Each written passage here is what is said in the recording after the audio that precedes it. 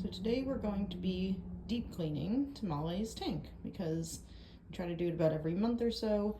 And obviously with all of his moss and everything in here, we're trying to work on his humidity, keeping it high enough for him, but he's not truly a fan of this, so not his favorite day of the month.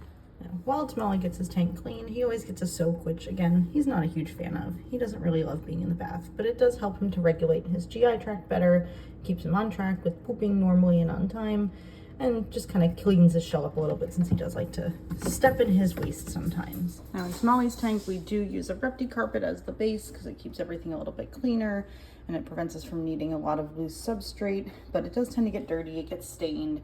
Having the moss on there can leave some stains and we don't want any mildew to grow, so we do make sure we take this out and we actually wash the whole thing down with soap and water and then let it dry. And now that our mat is clean, we are going to just let it hang dry. So as we said, Tamale really doesn't like to be soaked very much, even though he needs it. So usually when I am finishing cleaning his tank, I let him kind of do some laps just in the sink with his food, just to give him a break. This way he's somewhere safe. The other animals in the house can't get to him, and he can still move around, but I don't have to worry about him while I'm cleaning. While I'm cleaning out Tamale's tank, he does leave a lot of debris behind, and obviously when he's moving around and when we spray things, the walls can get pretty gross and grimy.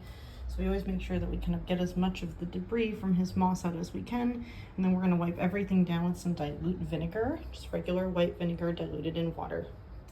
So now that Tamale's tank is nice and clean, we're just gonna wait for it to dry out, air out a little bit. This way we don't put him in with any fumes from the vinegar that would irritate his airway. And then we will get him set back up again. We're just going to reset it a bit. So he's got his cave on his cool side of his tank, which we can see here. It's a little bit cooler. Stays around kind of 75 degrees, about room temperature, and then he has his log that he likes to sleep in at night. This is the warmer side of his tank, which when the heat lamp is directly over it usually sits closer to about 85 or 90 degrees. And when we're resetting his tank, he has his sphagnum moss here, and the sphagnum moss is meant to help maintain the humidity in his tank. So we're really trying to kind of get it nice and wet and then squeeze out as much excess as possible so that it's not sopping wet, but it's going to maintain his humidity a lot better.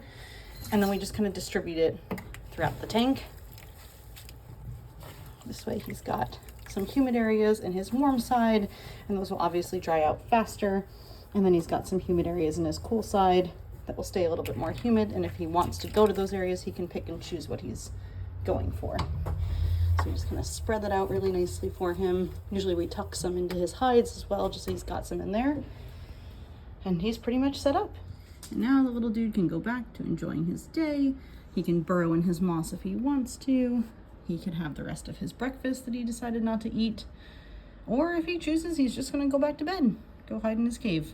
But at least now his house is nice and clean.